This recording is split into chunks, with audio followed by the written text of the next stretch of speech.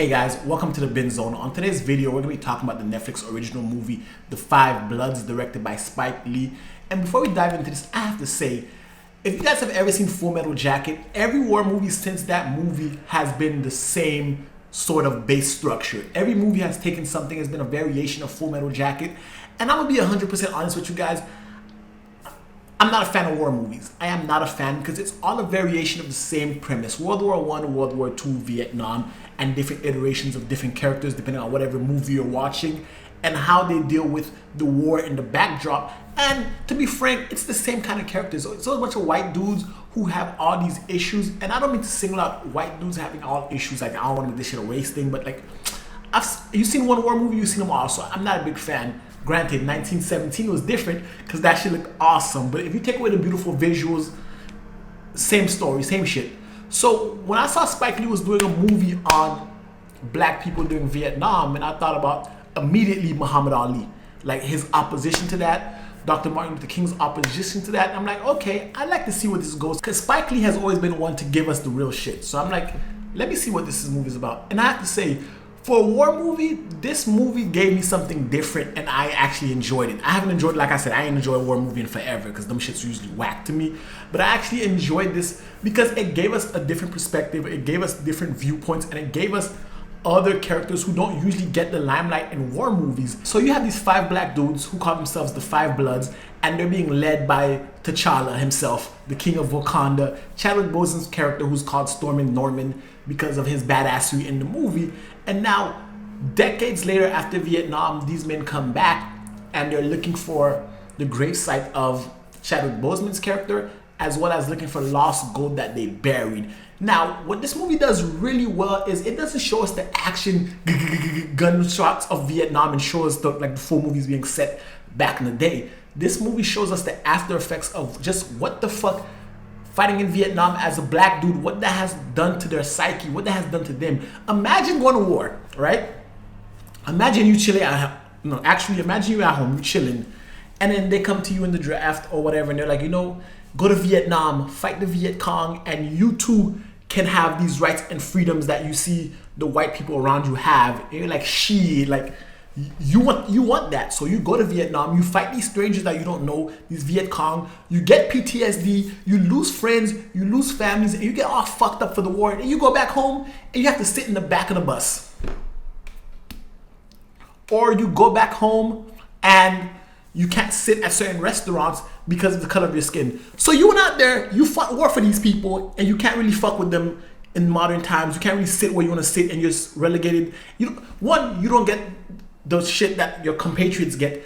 Two, you go back home and you're treated like a second-class citizen, and you risk your life, your mind, and everything for these people. So you imagine going through life with that burden, and now you're back in Vietnam, and all those memories are coming back to you. All the fucked up shit of war are coming back to you.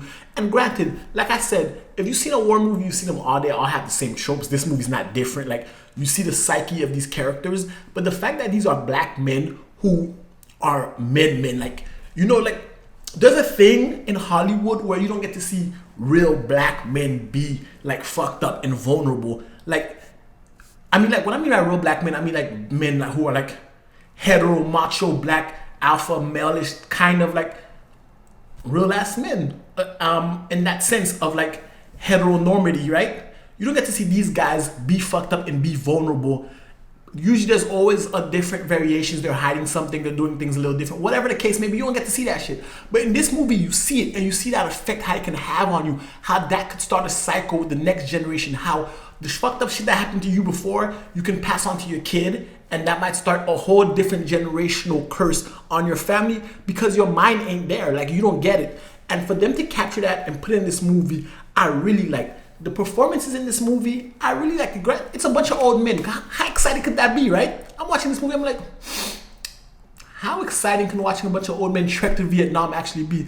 But it's there. They share their stories. And when they have action sequences, you remember that these guys were in the army. Like, these guys can bust. Like, these guys can fight. These guys did this shit, and they're brothers. They trust each other with everything. So I found that really spectacular, and I love depiction of what PTSD can do to friendships, what it can do to family, and how that can tear you apart.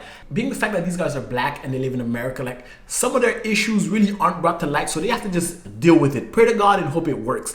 And that has detrimental effects. So when we get a war movie showing this from a different perspective, because I'll be frank with you guys, if this movie was about a bunch of white guys and it was called The Five Bloods, guess who's not watching? I'm not, because like I said, I've seen this before.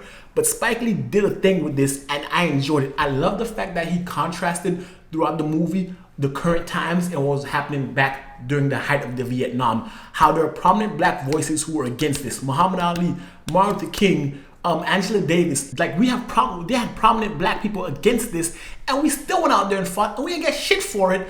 And in this movie, these guys were brothers and that came first to them. The fight of the black person, the war to them was not about America and its ideals, because America and its ideals really weren't upheld when it came to them. It was about their bond, their brotherhood, and how black people can be brothers in arms and focus on each other, even though they gotta do some shit that they really don't want to do.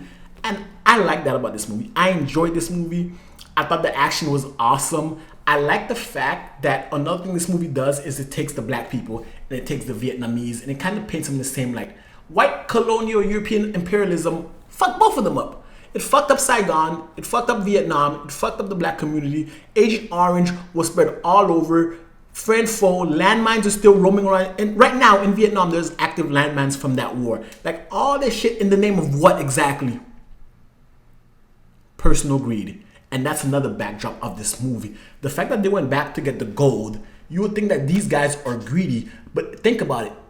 The whole war in the first place was about personal gain and personal financial goals. That's what all imperialistic wars are about, is about resources. So the fact that it contrasted the American goal and then it kind of microed it in, the macro was American greed, the micro was these guys looking out for themselves. And the gold, the beautiful part is that the gold they went to get was, it symbolizes more. I don't want to ruin anymore. I don't want to spoil anything, but it symbolizes more. And it's not just about their personal gain. They were going to use that money to do great shit. Like, not like get fat and rich and old. They're already fat, rich, and old.